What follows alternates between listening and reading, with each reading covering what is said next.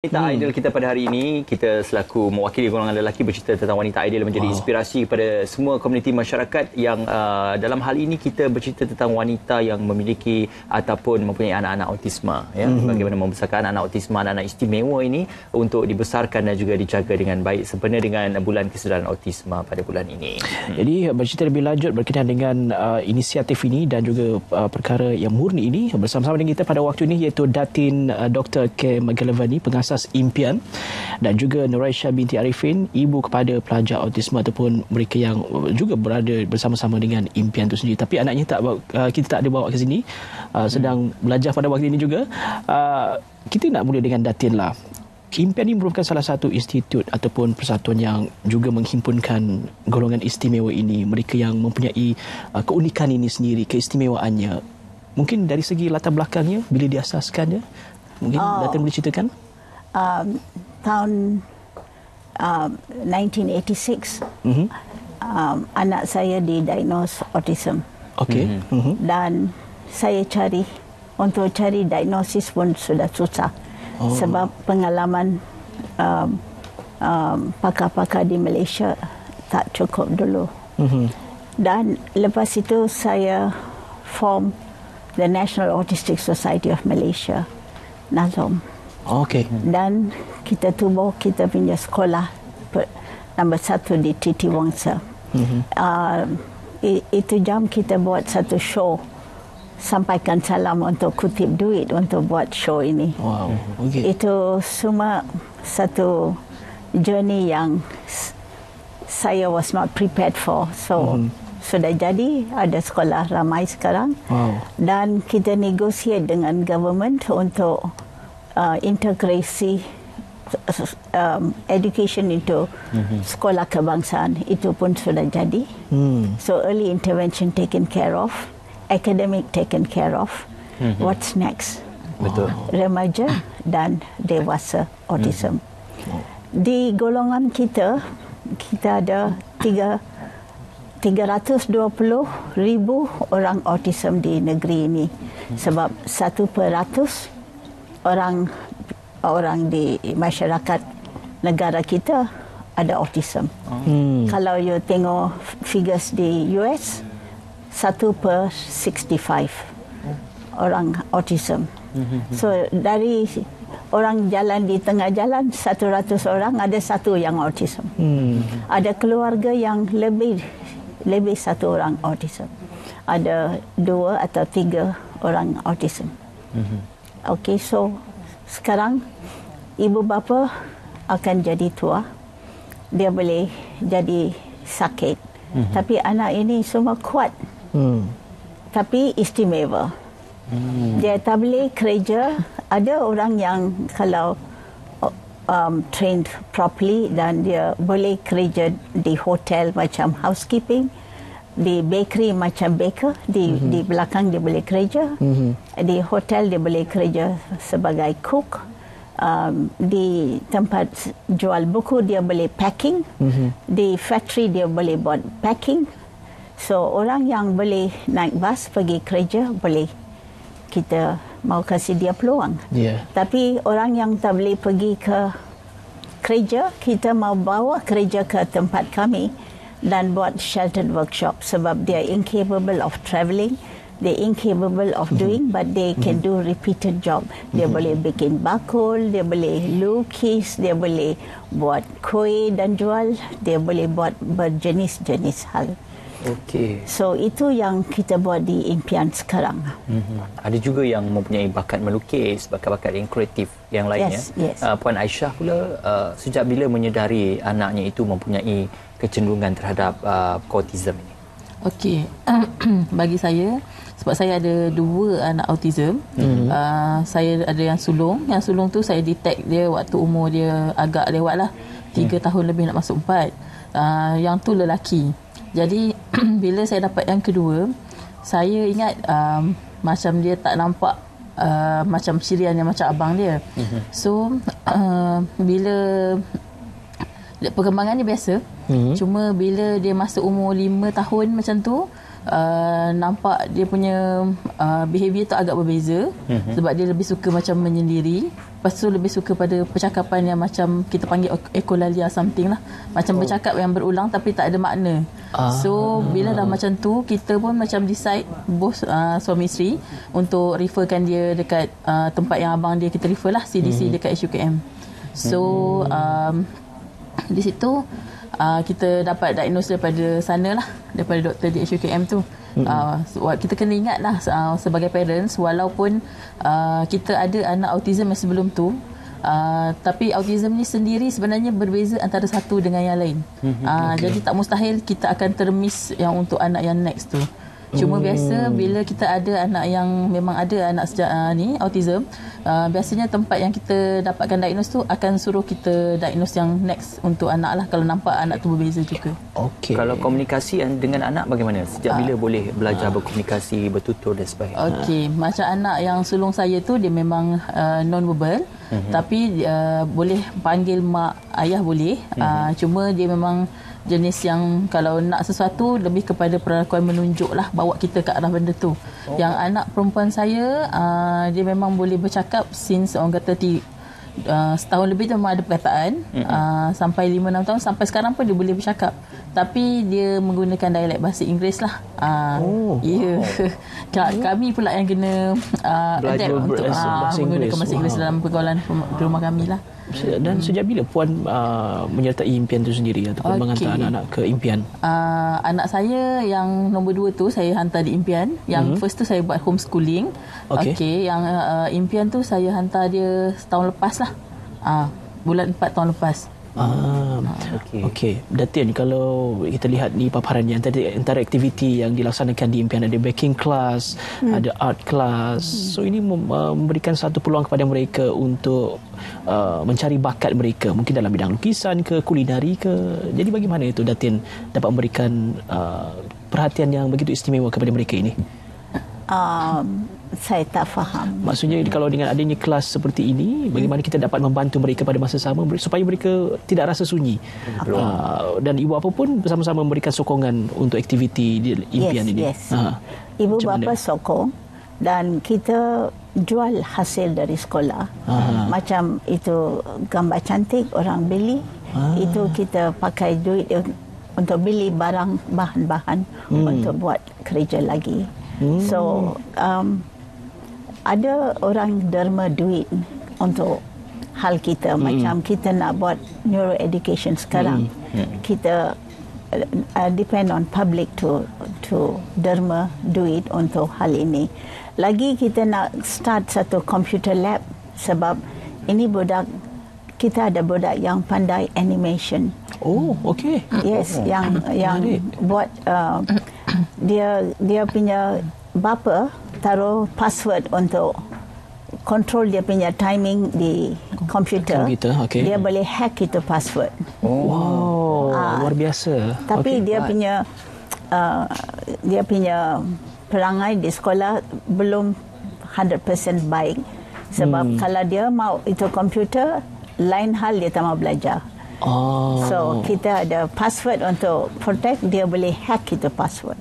So kita mau kasih peluang untuk budak-budak macam itu. Team ini tahun punya Walk With Us is interactive technology and assisted supportive living.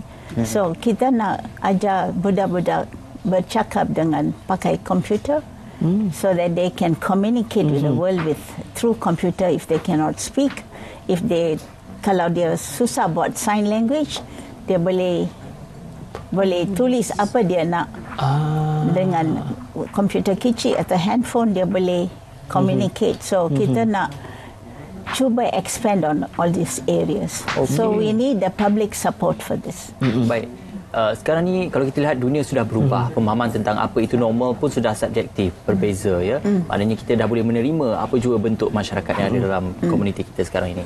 Jadi untuk Puan Aisyah juga, macam mana nak memastikan tabiat behavior anak itu sendiri dapat dibiasakan dengan keluarga, dengan rakan-rakan dan juga dengan sahabat handai, untuk memastikan agar anak-anak tidak rasa terasing dan juga ia tidak jauh daripada hubungan kekeluargaan dan persahabatan. Okey. untuk ke arah tu memang kita masih keep going dalam progress. Tak katakan 100% dah settle down lah. Sebab anak-anak autism ni sendiri dia memang unik. Dia sendiri ada behavior yang tertentu kan.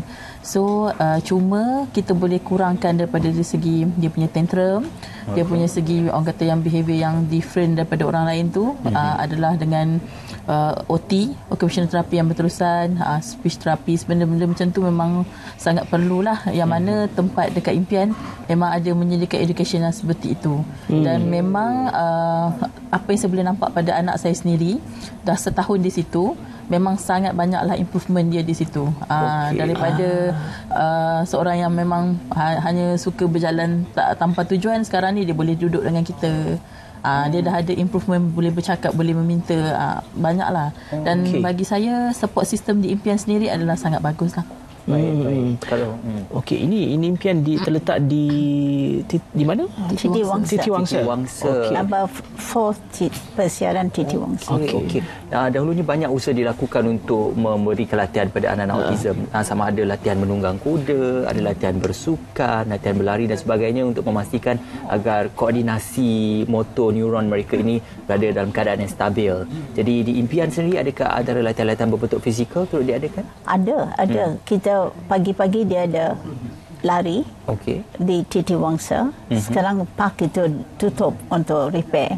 Dulu di park itu ada horse riding. So di Tasik Titi Wangsa tu. Okey. So kita kami pergi horse riding. Kita ada swimming class. Sebab semua orang kita tak mau dia tenggelam dalam air. So semua mau hidup dalam air dan mesti survive dalam air. So kita ajar semua budak kita cycling. Dia suka cycling, dia suka basketball. Dia very good at aiming basketball. Maksudnya banyak jenis sukan yang diketengahkan. Yes. Dan satu lagi Datin difahamkan 21 April ini ada satu charity event. Charity run ke? Charity mungkin Datin boleh walk with us. Walk with us. Okey. Charity walk. Jalan dengan kami untuk create awareness untuk autism. Ini yang ketiga tahun kita buat walk with us. So ini walk with us, kita ada Nick, kita punya area MP Nick Nazrin akan flag off. Dan kita punya pengarah OKU yang Dato Dr. Maria Sinsoy akan officiate meresmikan walk with us. So kami jemput semua masyarakat di negara kami jalan dengan kita untuk create awareness untuk autism. Untuk kasih orang tahu ini orang sikit unik, sikit lain, otak dia lain dari kami. Betul. Accept them as they are and make the best out of them. So acceptance is very important. Betul. So kita mau ramai orang faham apa hal autism ini. Betul. Puan Aisyah, kita melihat kepada ibu bapa yang mempunyai anak-anak autism ini, bagi Puan Aisyah sendiri rasa sudah bersedia untuk meletakkan anak-anak di sekolah-sekolah yang biasa untuk bersama dengan rakan-rakan yang lain? Okey, itulah yang kami sedang usahakan untuk anak yang kedua saya tu. Di mana di tempat lain kita buat program EIP di situ untuk dia, supaya at least boleh handle dia punya behavior untuk ke sekolah yang biasalah. Tapi di sekolah biasa pun nanti kami mungkin tengok lalu kesesuaian dia, mungkin akan masuk yang program khas dulu, integrasi untuk dia macam mana. Tapi mungkin dengan support sistem daripada Kementerian Pendidikan sekarang pun mungkin akan membantu juga. Impian pun akan memantau? Ya, impian sangat membantu daripada segi dia punya tenaga cikgu dengan dia punya syllabus. Memang sangat membantu untuk progres anak-anak kami kat situ lah. Kalau awal tadi kita ada paparkan gambar Puan bersama dengan anak-anaknya yang telah masuk ke impian, ya, anak yang pertama. Yang kedua. Namanya siapa? Auni. Kalau kita lihat di kelas yang ditawarkan di impian ada baking class, art class. Auni lebih cenderung ke kelas yang bagaimana? Dia lebih cenderung untuk art dan music. Art and music. Bermain alat muzik ke? Menyanyi? Dia suka menyanyi. Dia memang terkenal sebagai singing kat situ. Dia art competition. Kita kasih tetap warnakan ini. Dia sudah habis warnakan itu, dia ada lukis ibu bapa semua di bawah itu. Nice. So dia talented. Okey. Ada anak-anak autism yang mempunyai kecenderungan dalam bidang sains, akademik dan juga itu kita ada tu budak yang hacking password. Itu IT punya teknologi. Dia ada sains. Tapi yang mustahak dia punya behavior akan dikontrol dulu. Okey. Dia banyak kuat budak itu. Berapa ramai sekarang ni yang di bawah impian? Berapa Kita ramai? ada 30. 30? Ya, 30 Okey. students. 30 orang dan insya-Allah akan terus memberikan sumbangan dan sebagainya. Yes. Untuk anak-anak autism ini kita tahu reaksi mereka berbeza. Kadang-kala perangai itu juga berbeza dan juga mungkin kalau kita bercakap dengan anak-anak autism itu pun dia tak bercakap, dia tak memandang mata kita. Jadi apa nasihat Puan Aisyah kepada ibu bapa di luar sana yang mempunyai anak-anak seperti ini untuk terus tabah dan sabar dalam mendidik anak-anak dan membesarkan anak? Okey. Untuk ibu bapa yang ada anak autism, first kali kita sendiri sebagai ibu bapa kena terima. Kena reda lah, sebab itu mungkin pemberian yang kita tak tahu apa yang Tuhan nak bagi sebenarnya. Dan yang keduanya, jangan putus asa dengan anak tu, sebab setiap daripada mereka sebenarnya ada talent dia sendiri. Yang cuma kita sebagai parent kena buat adalah untuk kedepankan anak-anak ni, bawa dia, kita teruskan dia punya kata terapi yang berterusan, bagi dia peluang untuk pembelajaran. Itulah yang kita boleh buat sebagai parent untuk anak-anak macam ni. Ya, Insya-Allah. Datin? Ya. Berapa effort ibu bapa kasih anak dia, berapa banyak ada faedah. So ibu bapa must not give up. Betul. Sebab lebih masa di rumah daripada di sekolah. Nombor 2, cipta saya untuk start group homes untuk remaja di bandar-bandar. Itu group homes, ada caregivers yang, dan itu routines ditetapkan, dan budak ini ada satu tempat yang sesuai untuk dia. Di luar bandar kita harap kita ada autism friendly village. Ya, itu yang kita harapkan juga. Baik, sekali lagi kita nak war-warkan untuk aktiviti yang bakal berlangsung nanti, iaitu Walk With Us yang akan berlangsung pada 21 April nanti. Ini merupakan edisi ketiga.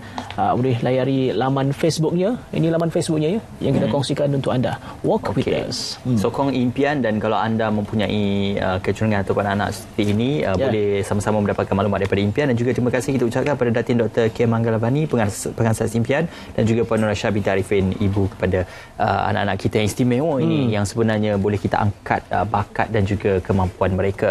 Baik, kita berakhir di sini sebenarnya. Selamat pagi Malaysia. Banyak pengisian adalah kami kongsikan bersama dengan anda selama 2 jam kita bersiaran. Kalau tadi kita bercerita tentang